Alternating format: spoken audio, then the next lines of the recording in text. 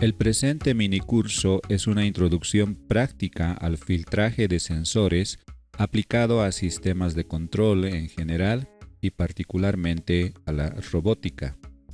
Es parte de los prerequisitos para nuestros cursos avanzados de robótica en Tec Bolivia, como ser control PID, brazo robot cinemática directa e inversa con Arduino y MATLAB, y otros cursos y talleres de robótica avanzada.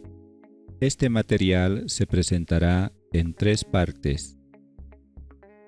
En esta primera parte presentaremos conceptos teóricos introductorios como ser ruido en sensores, qué es control PID, efecto del ruido en el control PID, qué es un filtro pasabajos, tipos de filtros pasabajos y finalmente haremos una demostración preliminar de filtros pasabajos en un ejemplo de medición de velocidad de un motor DC.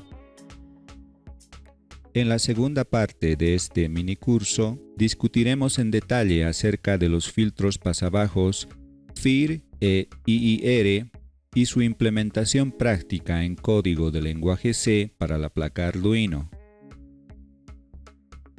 Y finalmente, en la tercera parte de este minicurso, mostraremos ejemplos prácticos de filtraje con otros sensores, como ser sensor de distancia, sensor de temperatura, sensor de posición angular de un motor DC y además mostraremos el filtraje de la medición de coordenadas terrestres con un GPS. Empecemos entonces explicando algunos conceptos teóricos introductorios que son importantes para entender cómo realizar el filtraje de ruido en sensores. La presencia de ruido en los sensores tiene varios orígenes. Por ejemplo, la tolerancia de error en los mismos debido a sus características físicas y proceso de fabricación, que se traduce en especificaciones como exactitud, linealidad y otros, las cuales encontramos en sus hojas de datos. Otra fuente de ruido en la lectura de sensores se debe al error de cuantización en la conversión análoga a digital, lo cual está intrínsecamente ligado a la resolución de bits de cada convertidor AD en particular. Por ejemplo, un convertidor AD de 12 bits proporciona 4096 posibles niveles de cuantización. En cambio, un convertidor AD de tan solamente 10 bits proporciona solamente 1024 posibles niveles de cuantización. Por tanto, un convertidor AD con una mayor resolución de bits introduce menor ruido o error de cuantización en la lectura del sensor. En este caso, por supuesto, este ruido no proviene del sensor como tal, sino del proceso de cuantización en la conversión AD. Pero aún así, todavía es ruido que se añade a la lectura de nuestro sensor.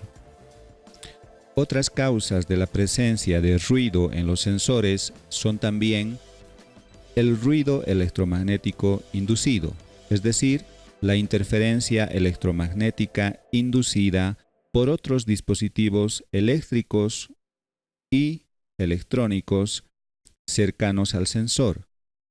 También los disturbios externos. Por ejemplo, la variación de luz ambiente puede afectar en cierta medida las lecturas de un sensor infrarrojo. Y por último, el desgaste del sensor como tal, pues a medida que éste envejece, el nivel de su desempeño disminuye.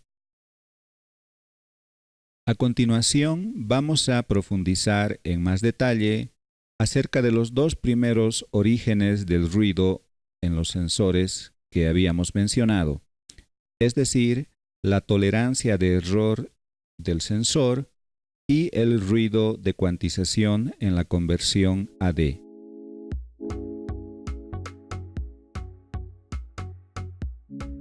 Tomando como ejemplo la hoja de datos del sensor de temperatura LM35, podemos notar que ésta menciona como características del sensor una exactitud típica de más menos 0.2 grados y una exactitud máxima de más menos 0.5 grados centígrados a una temperatura de medición de 25 grados centígrados.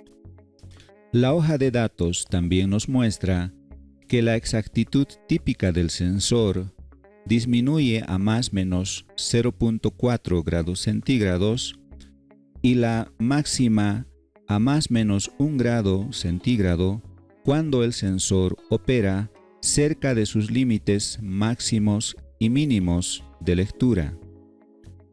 Por otra parte, este sensor presenta además un error de no linealidad típico de más menos 0.18 grados centígrados en todo su rango de lectura. ¿Cómo interpretamos entonces de manera concreta todo esto que acabamos de mencionar?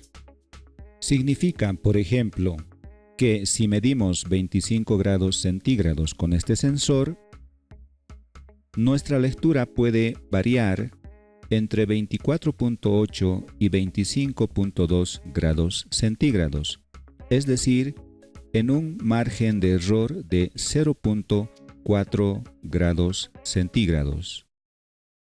En otras palabras, esto significa que si midiéramos varias veces una temperatura constante controlada de 25 grados centígrados, las lecturas de este sensor oscilarían entre 24.8 y 25.2 grados centígrados.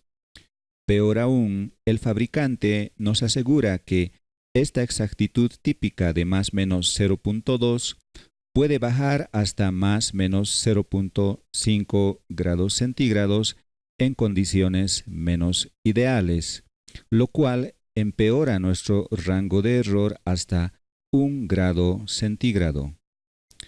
Además, este rango de error empeora aún mucho más hasta 2 grados centígrados cuando el sensor opera cerca de sus límites máximo o mínimo de lectura. Y finalmente, debido a que la curva de transferencia de este sensor no es completamente lineal, el fabricante nos dice que el sensor puede introducir un rango de error adicional de 0.36 grados centígrados en todo su rango de lectura debido a la no linealidad del mismo.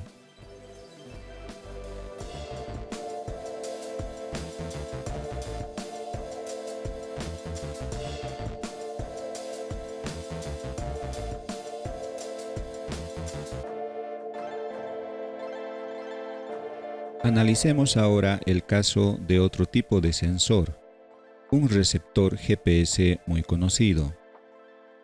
La hoja de datos del mismo menciona una exactitud de 2.5 metros para el mismo, con una especificación CEP o de probabilidad de error circular del 50% si se mide una misma coordenada durante 24 horas. Veamos concretamente cómo interpretamos esta especificación. Una exactitud de 2.5 metros CEP 50% significa, por ejemplo, que de 20 mediciones de un mismo punto tomadas con este receptor, solo la mitad, es decir, el 50%, tendrá la exactitud especificada de 2.5 metros.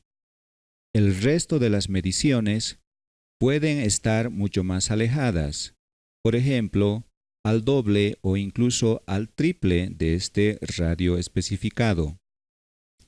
Además, esta exactitud de 2.5 metros es en condiciones óptimas de operación, es decir, con una buena visibilidad de satélites. En condiciones más comunes, la exactitud puede disminuir hasta 5 metros e incluso 15 metros o más.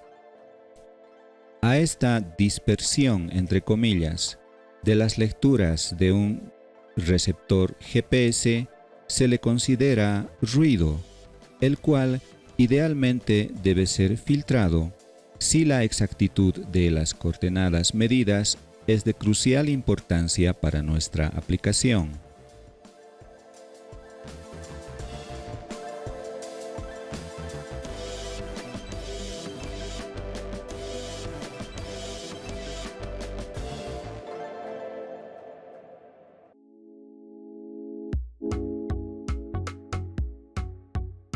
¿En qué consiste el ruido de cuantización en la conversión análoga a digital?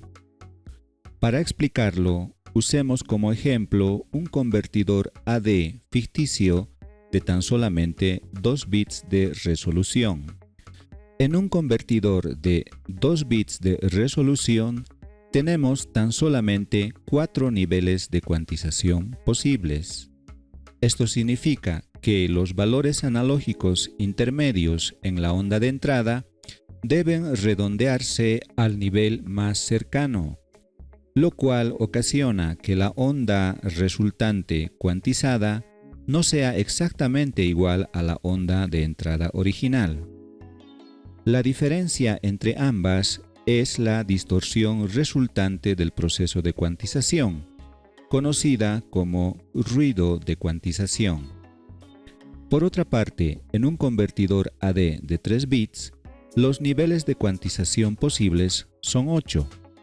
Esto quiere decir que la distorsión resultante o error de cuantización es menor. Entonces, como regla general, a mayor cantidad de bits, la distorsión es menor. Los convertidores AD que se usan en la práctica pueden tener resoluciones de 8, 10, 12 o más bits, lo cual hace que el error de cuantización sea aún mucho menor. Pero de todos modos, cierto grado de distorsión siempre estará presente en la conversión análoga a digital. Además, se introduce mayor distorsión en la conversión AD si no se usa apropiadamente todo el rango de voltaje de entrada en el convertidor.